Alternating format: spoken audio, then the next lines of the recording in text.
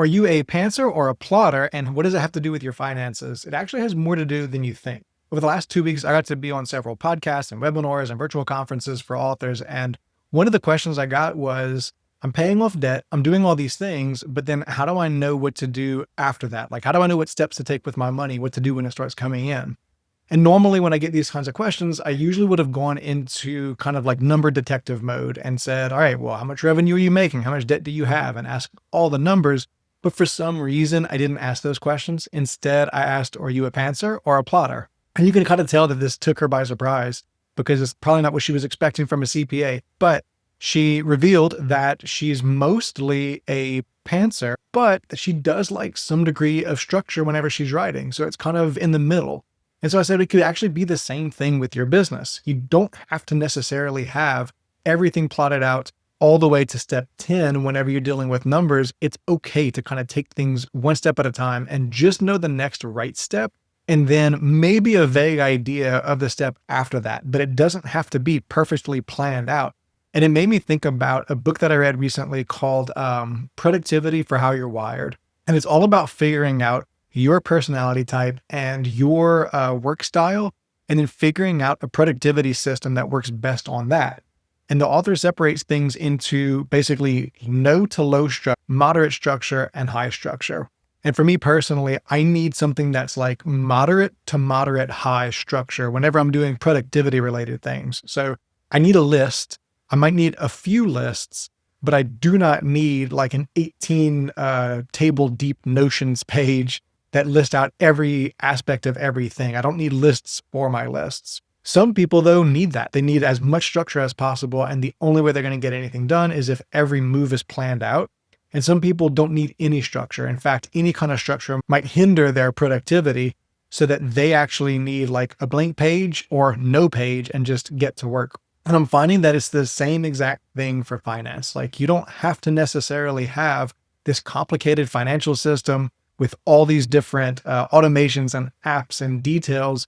Maybe it's just the numbers on a page, or maybe it's a blank page, or maybe it's more of just thinking about the numbers. So I think with everything with your business, you can think through things through that lens. So are you thinking about taxes? Do you need to have necessarily every single receipt labeled and perfectly organized and cross-organized by vendor, but also by date, but also by type of event? Or is it sufficient to just have all your receipts scanned in somewhere that they're searchable, so that if you did have to produce a receipt, you know you can find it? That might be sufficient. But if that makes you itchy, then maybe you need a more detailed system. You need some sort of system for some things like taxes. You do have to have some level of organization there. You need to be able to find your receipts.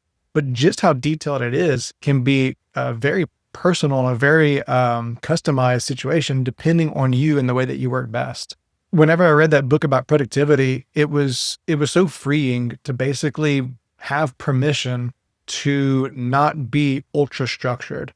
So Jessica, she's extremely organized. She's got lists for her lists. It's unbelievable.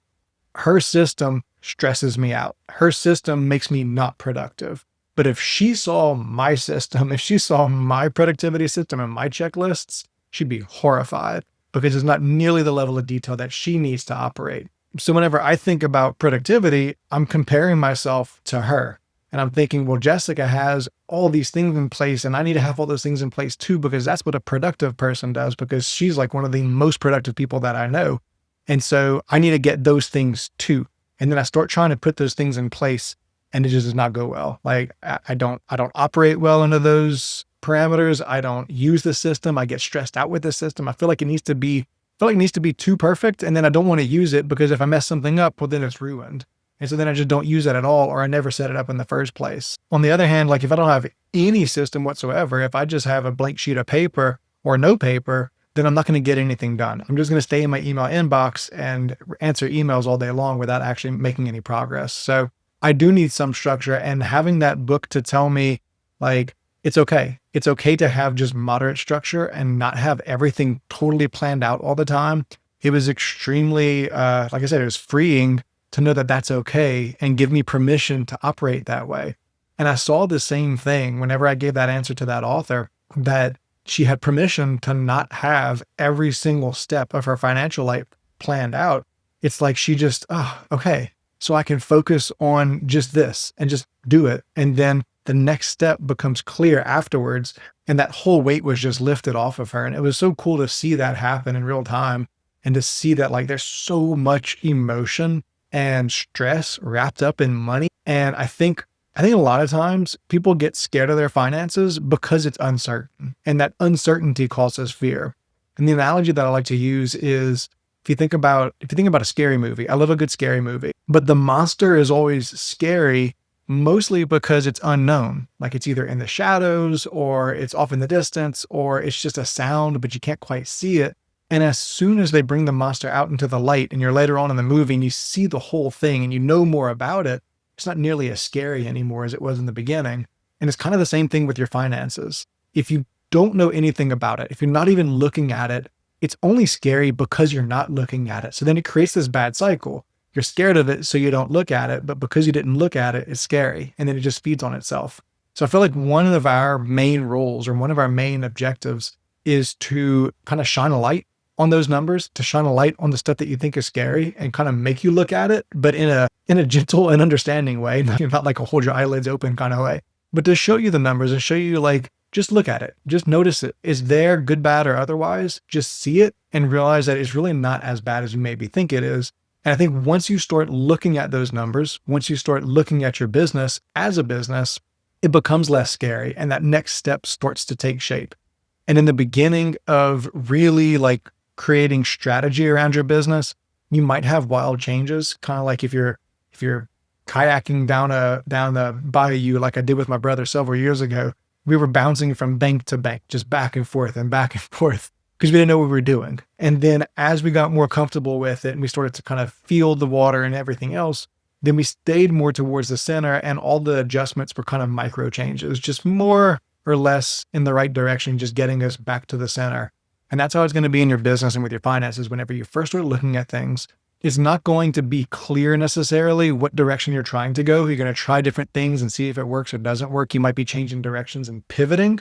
But as long as you're moving in that general direction that you're trying to go, over time, those changes just become tiny course corrections rather than total changes in where you're going. So give yourself some grace, give yourself some permission to not quite know the exact next step after this one. Just know the step that you're taking in the general direction that you're going. This was more of a rambly video. I did a lot of recordings this week, so I didn't have time to plan like a structured video or anything. Hope it was helpful and maybe helps you be a little less scared of what you can't see in your numbers. I probably should have defined at the beginning of this video what a plotter or pantser is. I'm just assuming that as an author, you know what that is. I learned about it from Jessica whenever she started writing, and the idea that you can be a plotter where you make structure for everything. You know where the story's going. You have the overarching idea. You make your scenes. You make your chapter titles. You know where the chapters are going before you ever start writing the actual words on the page.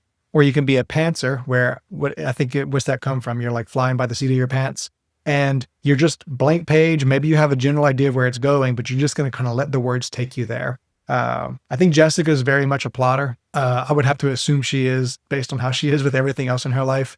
And I think for me, like I said in the beginning, I'm more in the middle. I like enough structure to know what's happening, but not so much structure that it's overwhelming to create the structure and not get started. So there's tons of ways to do it. There's unlimited ways to run an author business. We created Author Unlimited community to help authors find their way by having a community of other authors who are also finding their way and be able to get ideas from each other to see what works and what doesn't work. So if you're interested in joining that, check the link in the description. You can also check out authorcpa.com for all of our other resources for authors. I'll link that in the description. Check that out and I will see you next time.